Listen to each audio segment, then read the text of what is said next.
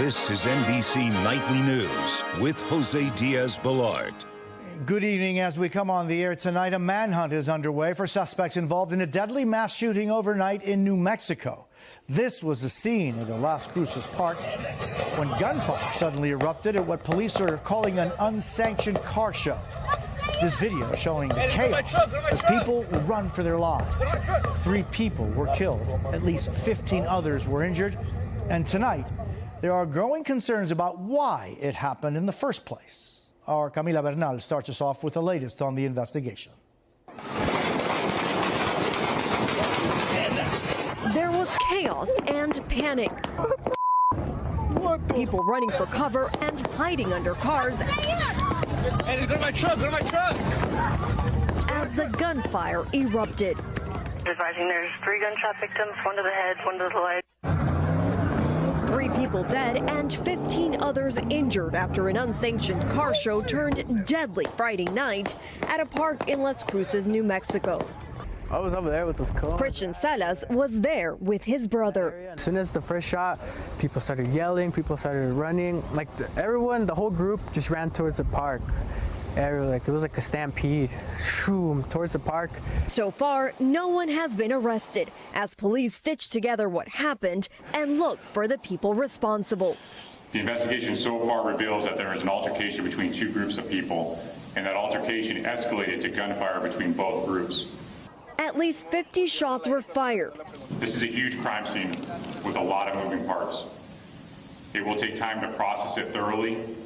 Among the dead, a 19-year-old, an 18-year-old, and a 16-year-old boy.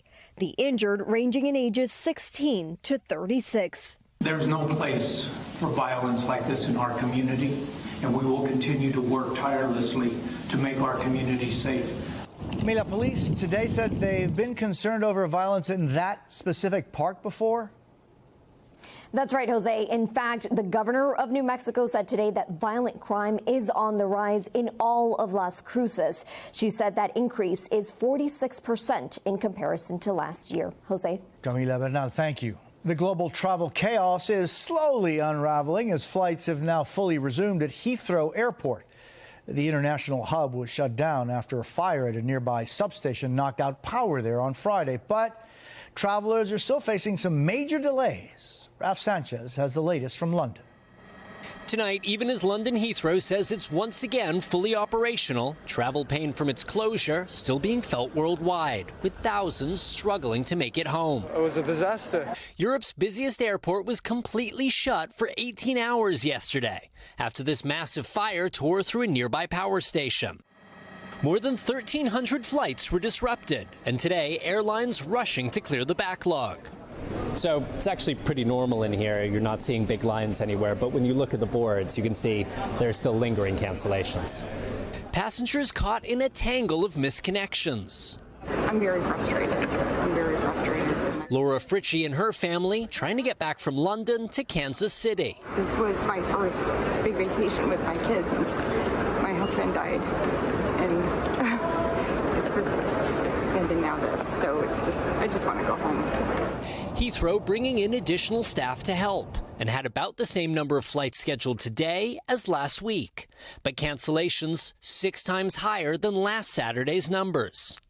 Heathrow's CEO facing questions about how a single fire could knock out his airport's power supply and why backup systems couldn't keep it online. Contingencies of certain sizes, we cannot guard ourselves against 100%. And this is one of them. This has been a major incident. A major incident with global impact. Ralph, what more do we know about the cause of the fire? Well, Jose, it's still under investigation by British police. They're saying at this point there's no indication of foul play. And today, both the British government and Heathrow itself launching inquiries into what went wrong here. Jose. Ralph Sanchez in London, thank you. After weeks in the hospital, Pope Francis is set to be released tomorrow. Claudio Lavanga is at the Vatican for us. Claudio, good evening. What can we expect? Jose, tomorrow Pope Francis will return here to the Vatican 37 days after he was hospitalized with pneumonia. The doctors today said that during this period he suffered 2 life-threatening respiratory incidents. Now on Sunday he's expected to appear at a window of that hospital to bless and greet the crowd below before he returns to the Vatican. Once here, he will need to continue his recovery for at least 2 months. It will include rest, therapy, and avoiding large crowds. Jose? Claudio Lavanga at the Vatican, thank you. President Trump has revoked access to classified information for his former political rivals. Vaughn Hilliard is in Bedminster, New Jersey tonight covering the president. Vaughn, what prompted the president to make this move? That's right, Jose. Back in 2021, President Biden revoked the security clearances for President Trump when he left office. But today, President Trump is going much, much further. He had already revoked security clearances for dozens of former U.S. national security officials and President Biden. But now he's adding former Secretary of State Hillary Clinton, former Vice President Kamala Harris, and several other high-level Biden administration officials, saying it is no longer in the national interest to have them have that access. And Vaughn, more than 500,000 people in the country are potentially losing their legal status here? That's right. The administration is ending a program that gave a certain number of Haitians, Venezuelans, Nicaraguans, and Cubans temporary legal status in the U.S. to work for up to 2 years in the country. The parole program, it was started by the Biden administration, and it allowed these individuals into the country after they applied, went through background checks, and had the support of sponsors. This is just the latest move by the Trump administration to remove and take away legal protections for legal immigrants here in the country. Jose? Vaughn Hilliard in Bedminster, New Jersey. Thank you. Tomorrow on Meet the Press, Kristen Welker interviews Senate Minority Leader Chuck Schumer and Congressman John Curtis. That's tomorrow, right here on NBC. A new alert from the FBI after attacks on Tesla dealers and people who own the cars. This comes amid growing incidents of violence against the company over its CEO, Elon Musk, and his ties to the White House. Maya Eaglin has more.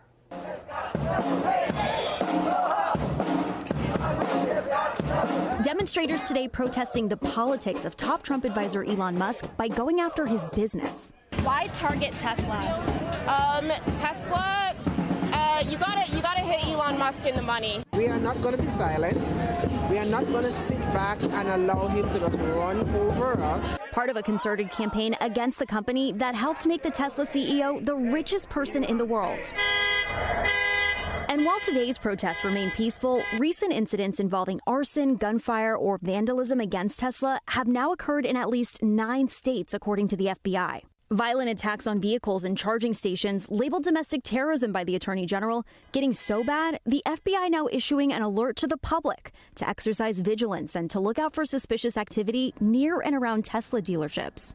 Owners reporting their cars being keyed and vandalized. In Massachusetts, Dr. Kumail Jorouge says he's been targeted for having 2 Teslas. Death threats with voice messages, online submissions through my website, death threats about me, about my family. Do you think that owning a Tesla right now is a political statement? So basically, this is a very tricky question. To say owning a Tesla means that you support Musk or you support Trump, this is absolutely not true. With Tesla stock down by 50% since its peak last year, this week Musk promised better days ahead at an all-hands meeting for his company's staff. So what I'm saying is hang on to your stock. Today's protesters trying to make that idea as unappealing as possible.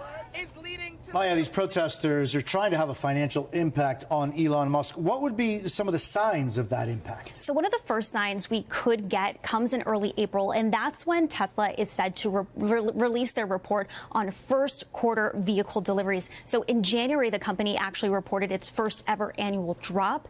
And so there is a lot of anticipation for this next report. Jose? Maya Eaglin, thank you very much. Still ahead tonight, the new investigation into an alleged assault at a remote and isolated research station on the South Pole. Just a closer look inside the newly released JFK files, what researchers are hoping to find as they dig through thousands of declassified documents. We're back with an assault investigation at an isolated research base in Antarctica. Officials are growing concerned about the safety of researchers stationed there after one of them allegedly assaulted a colleague. Kathy Park has this report. This is a brutally cold, isolated base in Antarctica, where a drama has been unfolding for 9 South African researchers. The group of mechanics, engineers, and scientists traveling there in February for a year-long mission. Their return home not expected till 2026. Now, at least one is pleading for help. The Sunday Times last month obtained an email from one of those researchers claiming an unnamed colleague physically assaulted and threatened to kill one team member and sexually assaulted another, creating an environment of fear and intimidation. NBC News has not seen the email. Herman Vanderkerk was on a separate mission and says he briefly overlapped with that research team. You can put people through all different tests and stuff like that, but when it comes to realizing where you are and the conditions, you don't always know how people are going to react. The South African government overseeing the mission said an assault allegation was reported February 27th. They say no sexual assault happened and they have engaged professionals to intervene from afar. The government says the alleged perpetrator has apologized and was put under a psychological evaluation. All team members were evaluated before the mission. John Dudeny has lived and worked in Antarctica on and off for more than half a century. For researchers who are currently out there right now, what are they experiencing? Well, the weather is not the big issue. The weather, you dress for that. The real issue is the isolation and the need to get on with your companions who you may or not have chosen as friends. Today, a difficult dilemma, just as a harsh Antarctic winter sets in. Kathy Park, NBC News. We're back in a moment with our inside look at researchers as they dig through thousands of declassified documents from the JFK assassination. The clues they're looking for and what they hope to uncover more than 60 years later. We're back with the search for new clues about the assassination of President John F. Kennedy. Thousands of files were declassified this week, and Ken Delanian has an inside look as the experts sift through them. A renewed search for answers now underway.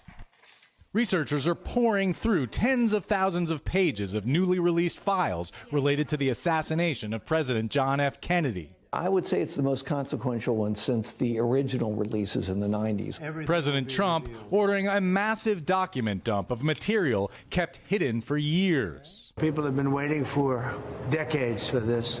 It's their grandparents. And in some University of Virginia professor Larry Sabato and other scholars say they are not seeing hard evidence to overturn the widely accepted view that 24-year-old Lee Harvey Oswald acted alone when he shot the president with a bolt-action rifle from the 6th floor of the Texas School Book Depository in Dallas. I believe that there's no evidence to suggest with 100% certainty that there was more to the story.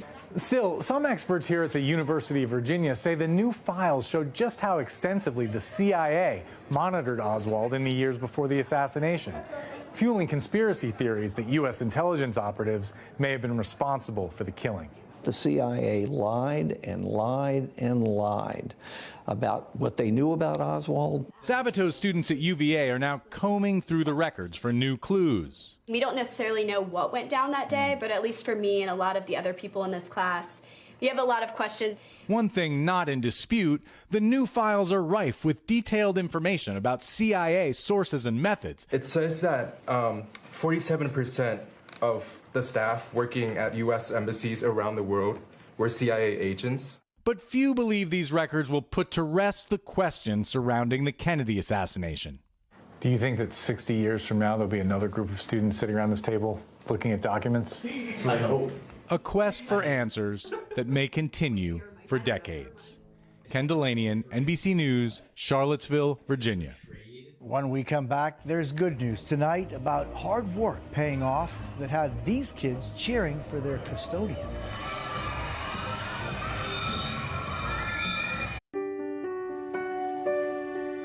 There's good news tonight. You know, so often the good news doesn't get as much attention as the bad. So every Saturday, we highlight the many people who spread joy and love.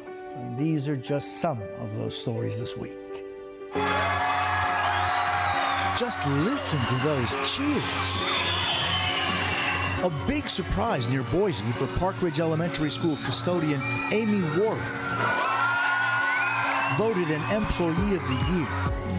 Hundreds of students celebrating her with high fives, flowers, and hugs. School principal Elena Parsons says Amy is beloved by all for her hard work and can-do attitude. I've worked and had many custodians in the 15 years I've been in the district, and Amy, you're different. And the reason you're different is because of how much the heart you have here.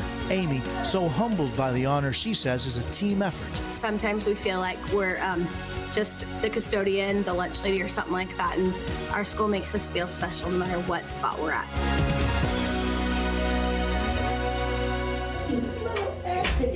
She's such a sweetheart. Here's a reunion that'll make your heart melt. I never thought I'd see you again.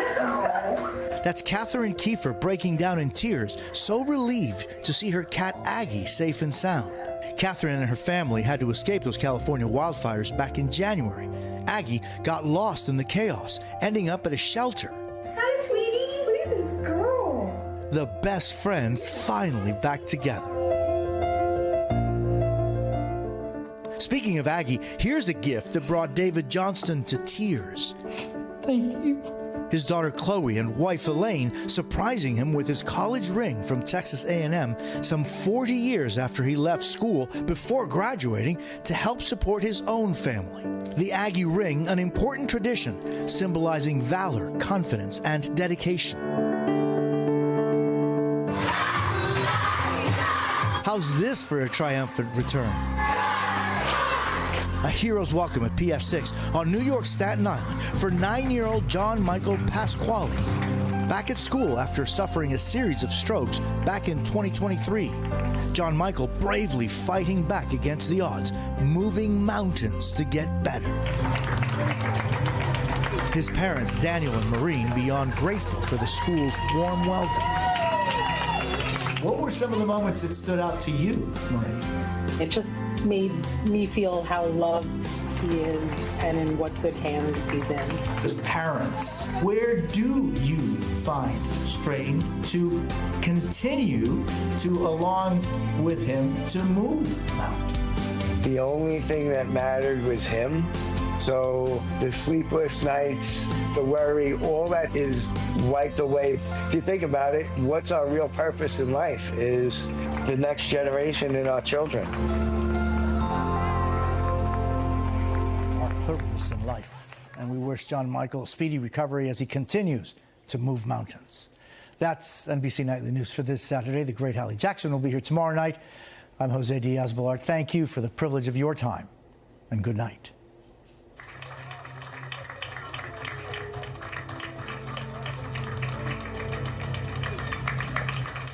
Thanks for watching. Stay updated about breaking news and top stories on the NBC News app or follow us on social media.